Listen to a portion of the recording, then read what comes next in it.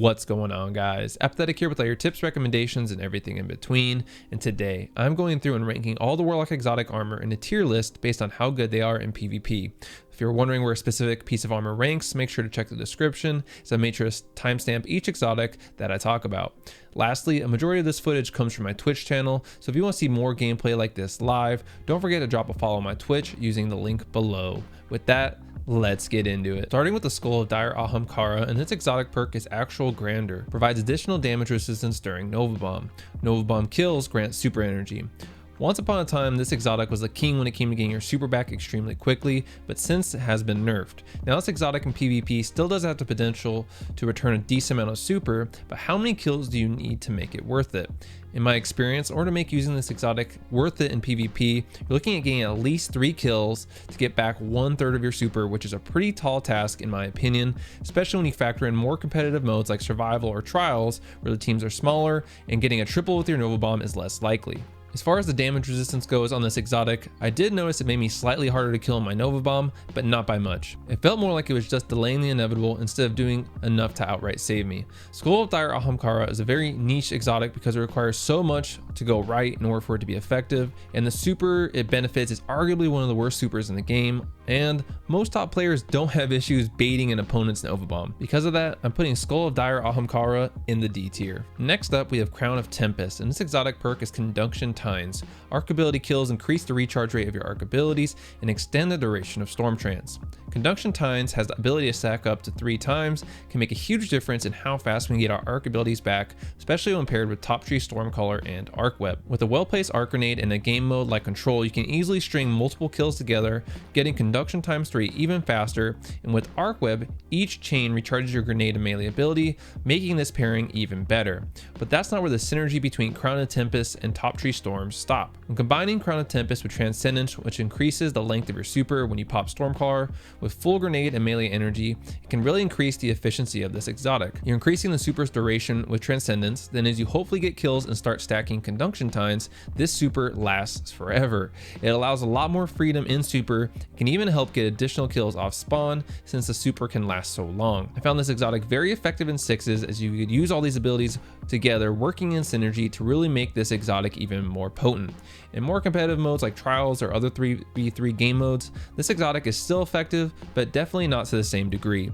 You'll often get Conduction times 1 in most cases, simply because it can be hard to chain together multiple arc kills in game modes with less players.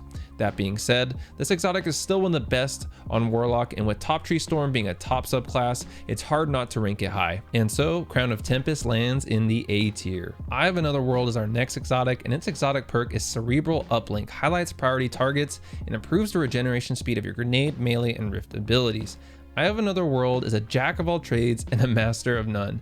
What I mean by this is it gives a pretty modest boost to your abilities no matter what subclass you play, but doesn't double down like Crown of Tempest does when it comes to boosting arc abilities. Also, how much of a boost you receive seems to vary based on how much you're invested in a particular stat.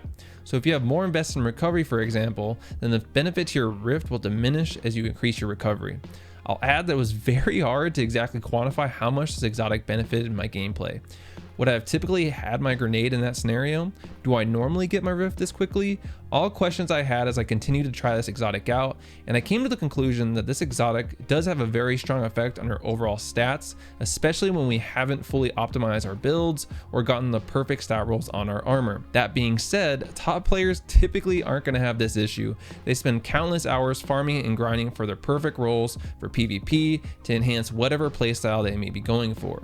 The good thing about this exotic is whether you're playing 6s or 3s and sweating like crazy, it will have an effect, but how much of an effect depends very much on you and the armor you currently have. Eye of Another World is an exotic that gives a decent boost, but doesn't really specialize in anything. It lands in the C tier. Moving on to Nezarec Sin, and its exotic perk is Abyssal Extractors. Void damage kills increase ability energy recharge rate. How this perk works is you get any type of void damage kills, either from an energy weapon or your subclass, you will proc Abyssal Extractors. Now this perk stacks very quickly, as 1 kill will trigger the perk for 2 seconds, with a second kill within those 2 seconds jumps us up to 19 seconds of increased ability regeneration. But even if you can't stack 2 kills together, just triggering the 2 seconds of Abyssal Extractors is a very very noticeable boost to your ability regen. This ability regen includes everything from our grenade all the way to our super, meaning if you had a void weapon to slay out with, you could be getting your abilities back very quickly. In Season of Arrivals, Gnawing Hunger is one of the best 600 RPM autos and also happens to be void.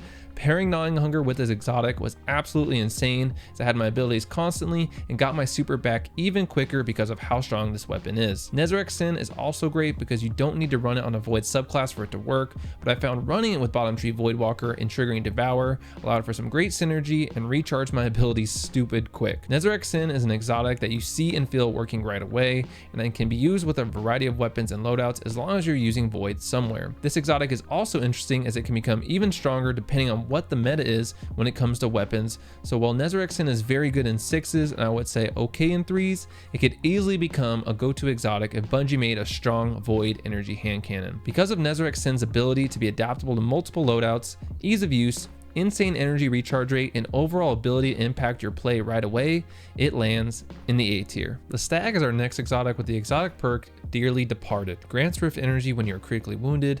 On your death, creates a healing rift on your corpse. Oh, the Stag. How I wanted to love this exotic, guys, but an exotic that either requires you to die to work or only specifically impacts how quickly you can get your rift is really hard to get behind, especially in cases where you're on some tear and you're about to get a wee ran.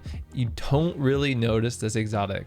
Yes, you do get your rift back faster if you're nearly dying a lot, but most veteran Warlock players will have tier 10 recovery anyway and will already get back their rift very quickly.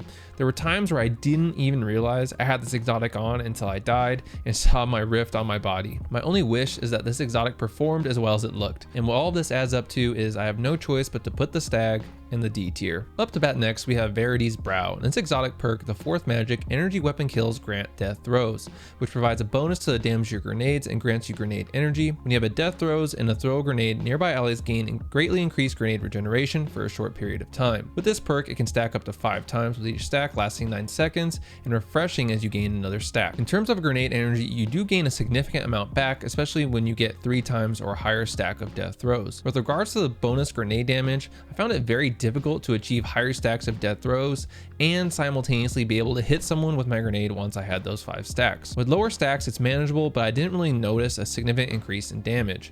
The fact that you're looking at having to secure 4 to 5 kills to get beneficial levels of death throws is a huge investment for what amounts to very little return. I would only recommend this exotic to someone who absolutely love having their grenade all the time, and even then would probably recommend they just spec into higher discipline. Verity's Brow is good in theory, but in practice it asks too much and delivers too little to make it top tier. I put Verity's Brow in the D tier. Apotheosis Veil is our next Warlock exotic with his exotic perk Insatiable. Immediately regenerate health, melee, grenade, and rift energy upon activating your super.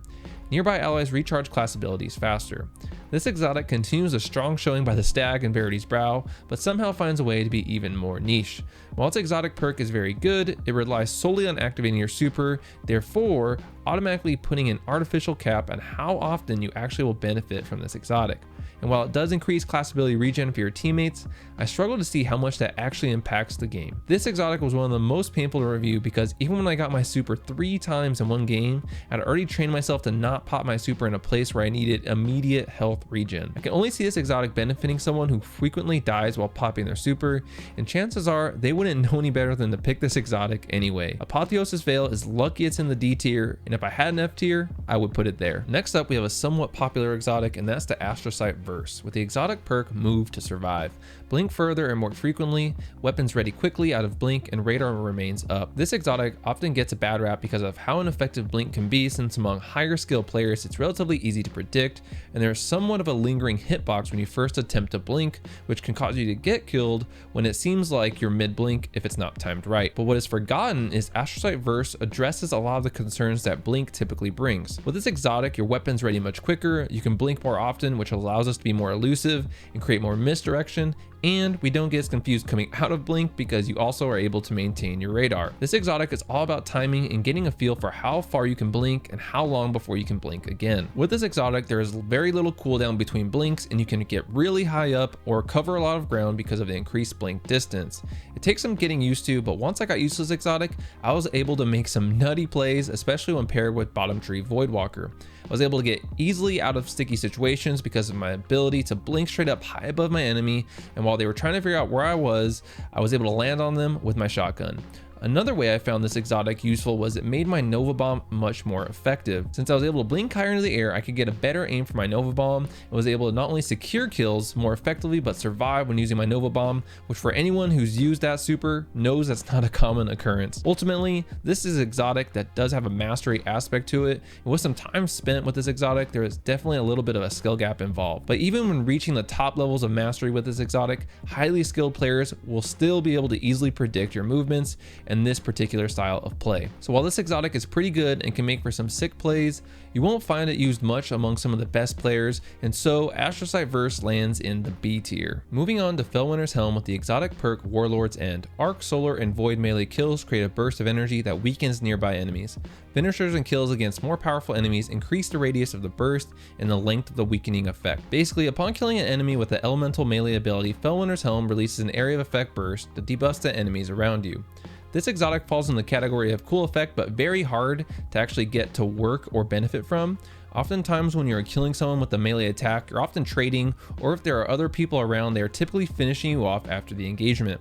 So even when I would weaken people with this exotic, there wasn't a single time where it was enough to save me, or as I mentioned, I was killed by another enemy before I could even benefit from the exotic perk. Felwinter's Helm is a PvE exotic through and through, and there's no way you should be running this in the Crucible at all, making Felwinter's Helm an easy placement in the D tier. Sunbracers is the next exotic on our list with the exotic perk Helium Spirals. Increases the duration of solar grenades, solar melee kills grant unlimited solar grenade energy for a brief time. Sunbracers is an exotic that has a ton of potential, especially when using Top Tree Dawn and a powerful melee ability like Celestial Fire. When you're able to proc Helium Spirals, you'll have unlimited grenade energy for a solid 4 seconds and can throw grenades to your heart's content that burn a little longer than a standard solar nade. Sunbracers in PvP are a very good lockdown exotic. Because of the increased duration of the solar grenades, allows you to block certain high interest areas such as zones, heavy ammo, or common pathways. What I thought it might be better at is actually killing enemies, but what you'll find is as you start throwing tons of grenades, your enemies will simply retreat out of them and don't die unless they are already weak. The other downside is if you're able to proc Sunbracers, you aren't firing your gun because you're trying to throw as many grenades as possible. This in itself can quickly become a disadvantage because either you shoot your gun with the perk procced, which makes using this exotic pointless, or you throw tons of grenades and kill no one or get killed by throwing grenades. So while this exotic is great for locking down different parts of the map, it's not going to increase our lethality very much, and activating the Sunbracers requires that solar melee kill, which can be hit or miss because you won't always have a charged melee. This makes Sunbracers a fun exotic that doesn't really have much utility in the top tiers of play and doesn't do anything well enough to warrant choosing it over some other exotics, placing Sunbracers in the C tier. Next on our list is the Karnstein Armlets with the exotic perk Vampire's Caress. Melee kills instantly restore a large amount of health and continue to restore health afterwards for a short duration. Vampire's Caress is easily one of the strongest perks in the game when procced. The Vampire's Caress perk gives you 3/4 of your health back on the initial kill and then continues to regenerate your health for about 8 seconds after that. This exotic's perk makes Karnsteins the king of 1v3s in survival or Trials of Osiris, because the enemies often don't realize until it's too late that your health keeps regenerating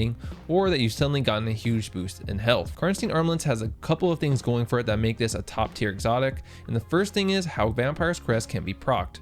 Unlike other exotics which typically require a melee ability kill, Karnstein's requires a melee kill of any kind to be procced. The other benefit of this exotic is it can be ran on any Warlock subclass, creating some freedom for the user on how they want to implement into their build or playstyle. It should also be mentioned though that this exotic is best when ran with Top Tree Dawn because Celestial Fire pairs amazingly with this exotic, especially for sniper mains who can body shot an enemy, follow up with the Celestial Fire, secure the kill, and trigger Vampire's Caress. This exotic makes you borderline invincible when procced, and as I mentioned is great in any 3v3 mode, where it actually doesn't do quite as well as in 6s. Because of the chaos in 6s, it can be a little harder to secure those melee kills, and you can't as readily engage your next opponents because you will sometimes have multiple enemies sticking together. So as a lot of exotics on this list can be very good in 6s, but not as good competitively, I could argue the opposite here. It's not to say that Karnstein's isn't good in 6s, it's just not optimal.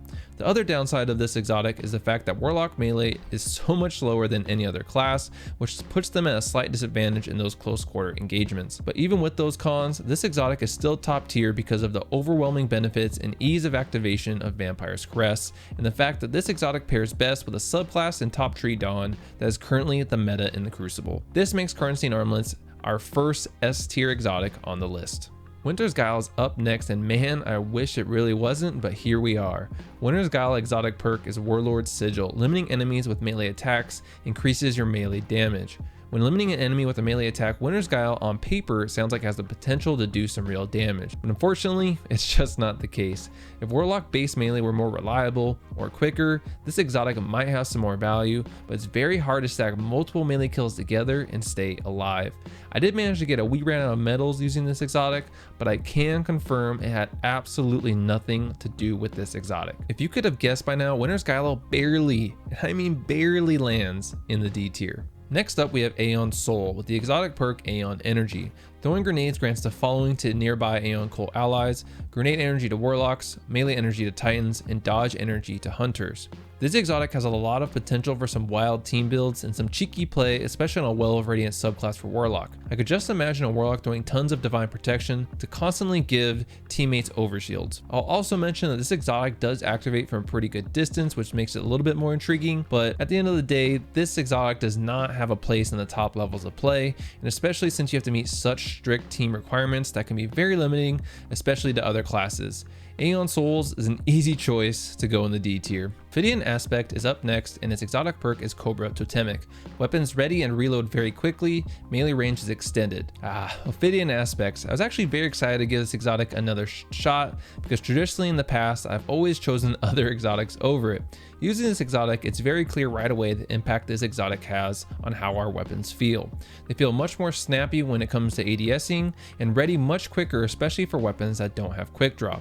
The melee range was also pretty noticeable, as with Ophidian Aspect, the melee range is 6.5 meters when normally it's 5.5 meters. This allowed me to land some melees that normally would have no chance of landing without this exotic, and helped me win some close quarter engagements I may have otherwise lost. Two things I really like about this exotic is how it can be used with any subclass you want, and all of them will benefit. The other thing that really makes me enjoy this exotic is how it opens up what weapons will be usable. As someone in my Twitch chat stated perfectly, Ophidian Aspect can take weapons or weapon rolls that are on the edge of the meta and make them meta. This describes perfectly the big picture benefit of this exotic. It makes weapons that otherwise would be horrible with low handling or a lack of quick draw, it makes them feel great, and in some cases completes them. I think of weapons like Not Forgotten that has terrible handling and feels so sluggish, and it makes that weapon way more usable and therefore lethal. It also helps circumvent to a degree people who have shotguns without quick draw.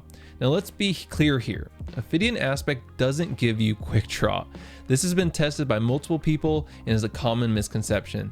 That being said, the boost to handling is still very significant and beneficial. So it's not a one-to-one replacement for quick draw, but it's close enough. If I could describe how this exotic impacts your game, I would use the word fluid.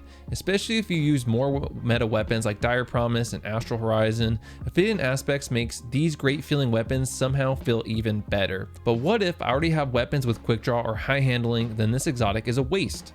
I thought that too, and because of that school of thought, I would dismiss this exotic. But after pairing this exotic with my Dire with high handling and a Felwinter's Lie with quick draw, it still improved the feel of these weapons, and switching between weapons, ADSing, and going from engagement to engagement feels seamless and smooth. It had been so long since I'd used this exotic that I had underestimated how impactful it actually was to our gunplay. Going into this tier list, I was confident I would place this exotic in the A tier, and this exotic showed me that rating would be disrespectful. I'm happy to admit I was very wrong about the Ophidian Aspect, and it easily earned its place in the S tier. Next up, we have Claws of Ahamkara with the exotic perk The Whispers, gaining an additional melee charge. Claws of Ahamkara is a pretty straightforward exotic, and its effectiveness is really going to depend on what subclass you use it for. Personally, I found it most effective on Top Tree Dawn because, you guessed it, Celestial Fire. It's really hard for other melee abilities to compete with a ranged melee attack that does so much damage. While I found it nice almost always having my melee ability, I found that this exotic caused me to rely way too much on this ability and use it when it may have not been the most effective. Not to mention, even with Celestial Fire, melee ability kills aren't the most effective way of killing your opponents, and so that automatically puts a cap on how effective this exotic can truly be, and it's hard to choose it over many other exotics because of this. Especially against better players, you're not going to want to waste your exotic slot just to gain an additional melee charge. I place Cause of Ahamkara in the C tier. Moving on to Controverse Hold, featuring the exotic perk Chaotic Exchanger. Resist incoming damage while charging your Void Grenade with Chaos Accelerant, Feed the Void, or Handheld Supernova. Charged Void Grenades return a random amount of grenade energy on hit. Controverse Hold once upon a time used to be the bane of everyone's existence in the Crucible and was brokenly good at reducing incoming damage. Now that damage reduction has been brought down from 40% to 20%, it's a little more reasonable, and with the amount of grenade energy you can receive on hit has been unchanged. Now originally this exotic was best when paired with Handheld Supernova, and even though both this exotic and Handheld Supernova have received a nerf, they are still the best pairing for this exotic. This exotic still gives you just enough damage resistance to close the gap on your enemy and get close enough to get that one hit kill with your Handheld Supernova. The damage resistance is also good enough to resist a Titan charge when you trigger the shield you get from Controverse Hold. The grenade regen is also a nice plus because it can randomly give you up to 3/4 of your grenade energy back, which is definitely a nice boost. Overall, Controverse Hold is still a very good exotic, but the nerfs to Handheld Supernova are really what keeps this exotic from reaching its true potential, and because of that, I placed it in the B tier. Getaway Artist is our next exotic on the list, and this exotic perk is Dynamic Duo. Convert your grenade into a supercharged Arc Soul. The Arc Soul functions as an autonomous turret. Getaway Artist is one of the most annoying exotics you can face in the Crucible. The Arc Soul that you gain when consuming your grenade lasts 20 seconds and does anywhere from 11 to 16 damage per bolt. This is just enough damage that makes your opponents easier to one-shot kill from farther away with a shotgun, or allows them to get cleaned up by your Arc Soul at the last second. This exotic also pairs well with weapons like Thorn, where you can combine the burn damage of Thorn with the peppering effect of the Arc Soul to do a lot of additional damage before even firing your weapon. The main benefit I found from my time with this exotic is the distraction it creates with our enemies. It is constantly peppering your opponents and immediately puts them at a disadvantage health-wise because of the peppering effect the Arc Soul has. This allows us to go into most fights with the upper hand, or if we end up losing, the Arc Soul will often do enough damage right before we die to get a cleanup kill on your enemy. The biggest downside to this exotic is the fact that it requires you to consume your grenade in order to proc its exotic perk. This takes away a huge aspect of our game if we want to use this exotic as much as possible. If you're going to run this exotic, I recommend running a high discipline build so you can use your grenade for the Arc Soul or as a normal grenade as well. The fact that this exotic essentially takes your grenade out of play really hurts its viability against better players, as they will be annoyed but unfazed by the Arc Soul, and at the same time not have to worry about us throwing our grenade as often. Especially when you have grenades like Storm Grenade and the perk Arc Web, it quickly becomes too much to give up in competitive scenarios. I put Getaway Artist in the B tier. Up next is Starfire Protocol with the exotic perk Fusion Harness. Fusion grenades have an additional charge and recharge from empowered weapon damage. Fusion grenade kills grant rift energy. This exotic, when I first started using it for this video, really didn't impress me, and that's because I was way too focused on using my fusion grenades as actual grenades. But all that changed when I read the exotic perk more closely and focused on the recharge from empowered weapon damage. This is where I switched to Well of Radiance and put on Lumina and went all in on being a support warlock, and I would be lying guys if this wasn't some of the most fun I had in the Crucible in a long time. I was only using my grenades for divine protection to buff my teammates and proc Benevolent Dawn, which gave me back my grenade very quickly, then paired with Lumina, hitting a team member with a noble round which would also buff me and my teammates weapon damage and proc Benevolent Dawn. This made me get my grenade back almost instantly. I was constantly healing and buffing my teammates and then team shooting when possible. It was insane watching my teammates run around with overshields and Blessings of Sky constantly, and I could only imagine how the other team felt. Once I made these changes with Starfire Protocol, it rose very quickly on this tier list for me, and so much so that I plan on revisiting it later to really demonstrate the power of this exotic when paired with the right weapon and right subclass. I really think healing or support warlocks are very underrated in the Crucible, and even if you consider yourself a Slayer, I recommend giving this exotic a try. It was a very refreshing way to play Destiny. The only downside is without running Lumina, the effectiveness of this exotic is somewhat limited, but still very potent. I play Starfire Protocol in the B tier. Wings of Sacred Dawn is our next exotic, and it's probably one of the oldest exotics in Destiny 2. Its exotic perk is Tome of Dawn. When Dawnblade is equipped, aiming weapons while you're mid-air suspends you there for a short time, improving airborne accuracy, reducing incoming flinch, and granting damage resistance. Weapon hits extend this effect's duration. This exotic has always struck me as kind of gimmicky. In the past, I was never a big fan of it. Fast forward to now, and this exotic is not quite what it used to be. For starters, it now adds 15% damage resistance while airborne, and Top Tree Dawn has been completely reworked, making this exotic a much more viable option. So how does it fare in the Crucible now? I can say for a fact that this exotic is not the one I remember. It's incredibly fun getting the drop on unsuspecting enemies from the sky and throwing them off even more when you're raining down fire but staying stationary in the air. Then you throw in the ability to not only hover in the air but then Icarus dash away, and this exotic opens up a ton of possibilities when it comes to movement. I found that this exotic was especially effective in the chaos of 6s where people often aren't looking into the sky for you, but taking this into a 3v3 mode you might not find as much success. Overall, this exotic has come a long way and is a ton of fun, but I wouldn't choose it over other exotics in a more competitive atmosphere. I put Wings of Sacred Dawn in the B tier. Next we have the exotic chest piece Vesper of Radius with the exotic perk Planetary Torrent. Rifts release an arc shockwave when cast. Rift energy recharges faster when you are surrounded by enemies.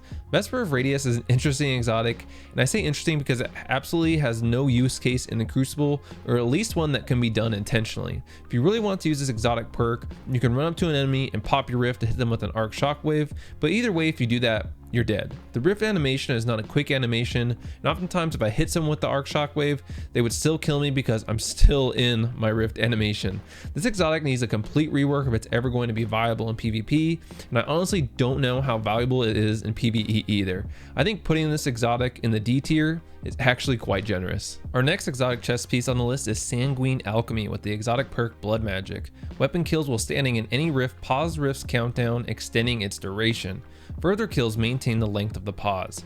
This exotic received a complete rework in Season of the Worthy, and it was not for the better. The exotic perk stops the rift timer for 3 seconds and can stack up to 14 seconds, which sounds great on paper. The downside is being forced to stay in your rift in order to lengthen it isn't really worth the trade-off, because as you're engaging your opponent, if you move out of your rift by just a hair and get the kill, then you lose the benefit of Blood Magic, not to mention that your enemies can easily maneuver behind cover and around you and then pop out and know exactly where you will be. This exotic does nothing for our lethality and very little for our survivability, and against top players and even average players is basically useless. The benefits of this exotic offers is easily outclassed by other rift based exotics for Warlock, placing Sanguine Alchemy in the D tier. Chromatic Fire is up next, and this exotic perk is Crystalline Transistor. Precision kills with your kinetic weapon create an explosion, the element of your equipped subclass. What this exotic perk boils down to is a prettier version of Firefly with a color effect being displayed based on your subclass. In terms of lethality, this perk is about as good as normal Firefly in the Crucible, which means not really at all.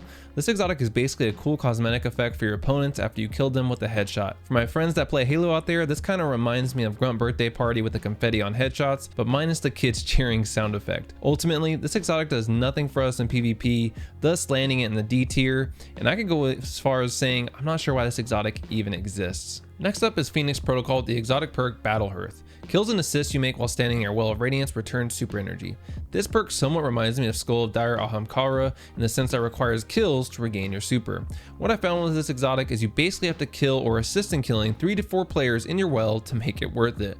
While you're in your well, you are very strong and can do a ton of damage, but after the first 2 to 3 kills, most enemy teams will just avoid you until your well runs out. Because of the stationary nature of a well, it really limits the effectiveness of this exotic, and not to mention how easily you can get shut down by other supers, which basically makes this exotic pointless against certain teams. Speaking of certain teams, if you're playing a sweatier environment like 3s, then this exotic will bring almost no value because as soon as you pop your well, the other team will simply wait you out. With that in mind, this exotic isn't the worst exotic, but it's very limited in its effectiveness, which lands it in the D tier. Up next is Stormdancer's Brace with the exotic perk Ascending Amplitude. Each enemy you defeat with Storm Trance increases the damage you deal with Storm Trance. This exotic provides a nice boost to damage on a super that in PvP needs anything but a boost to damage, as a Stormcaller super already basically melts your opponents, and an opponent even with the increased damage can only die so fast. It's really hard to find a reason to use this exotic, especially when it competes directly with Crown of Tempest. This exotic benefits the one part of the Stormcaller subclass that needs it the least, and in my opinion is a much more PvE focused exotic, which is awkward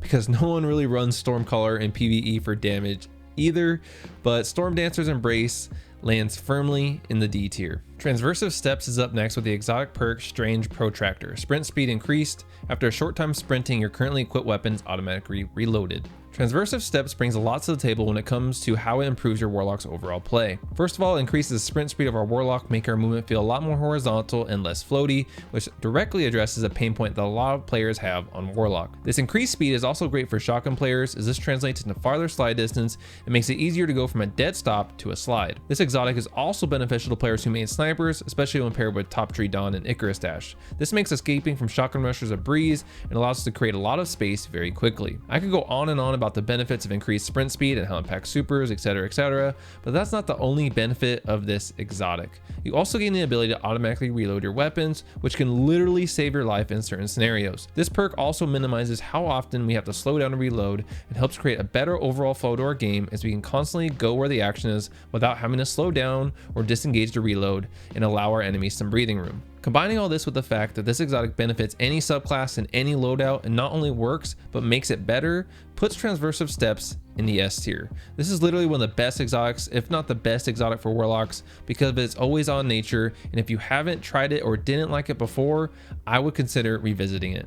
But let me know in the comments below where you would rank this exotic amongst the other S tier options. Next we have Lunafaction Boots with the exotic perk Alchemical Etchings. Your Rift gains the additional ability to increase weapon reload speeds. Empowering Rift makes weapon effective over long ranges. When people talk about Lunafaction Boots, they often focus on their reloading perks. What's often overlooked is how beneficial they are when used with Empowering Rifts, and I am one of those people that was guilty of this mistake. When pairing Lunafaction Boots with a weapon like Lumina, which typically has pretty terrible range, I was amazed by how lethal my Lumina became with this exotic. I was hitting enemies from pulse rifle like ranges and basically doubling my crit damage on headshots. As you'll see in some of these clips with Lunafaction and an Empowering Rift, I'm hitting 81 damage per crit from pretty insane ranges. Pairing this exotic with Middle Tree Dawn so you can get your Rift back as quickly as possible was an absolute game changer. This exotic, in my opinion, is probably one of the best for anchoring down an area of the map or a lane. Lunafaction Boots were the biggest surprise for me on this list, and because of that, I placed them in the A tier. I think they could have some viability in more competitive game modes, but more other exotics have even greater benefits that simply outclass them. Geomag Stabilizers up next with the exotic perk Close Enough. When Chaos Reach super energy is almost full, sprinting tops it off. Damaging enemies with Chaos Reach extends its duration. This exotic is actually quite powerful in terms of how much super energy it refills. Refills basically the last 1/4 of your super bar once you start sprinting, effectively helping us get our super at least one more time per game. The cool thing though is depending on how you use Chaos Reach, you can get your super 4 or 5 times in a single match. Instead of using it to shut down supers but focus on just killing one enemy with Chaos Reach, then canceling it, this allows you to preserve up to half of your super energy. Then you would only need to really earn 1/4 of your super energy with this exotic. Ultimately, this exotic is truly limited by the super and subclass that is required for it to be effective. Chaos Reach, even with its reduced visual effects, can still obstruct your vision and is too easy to shut down compared to other stronger roaming supers. But still, with how fast you can gain super energy with exotic and the ability to use it multiple times per game, I put this exotic in a C tier, but I think someone could make an argument for it to be placed lower. Wrapping up our exotic tier list is Promethium Spur with the exotic perk Embers of Light. While Daybreak is active, defeating combatants or guardians creates a healing and empowering rift at their location. So when using Downblade, upon killing a guardian, they will drop a healing and empowering rift that lasts 14 seconds. And I don't know in what scenario this exotic can be beneficial for PvP. You're not going to stop in your super, especially in Downblade, to stand in these rifts, and your teammates most likely won't either, because you literally just killed most people in that area or they ran away. This exotic is cool but has no place in PvP, and even when finishing my super and landing in these rifts, it still wasn't enough to save me as I'm coming out of super. It hurts to go out on a low note with the tier list, but Promethium Spur falls flat in the D tier. With that guys, that wraps up this tier list. Thank you so much for watching. If you did watch all the way through, I appreciate you guys so much. Had to represent my Warlock squad out there. If you enjoyed this video, make sure you like, share, subscribe, or drop a follow on my Twitch with the link down below, and I will catch you guys in the next one.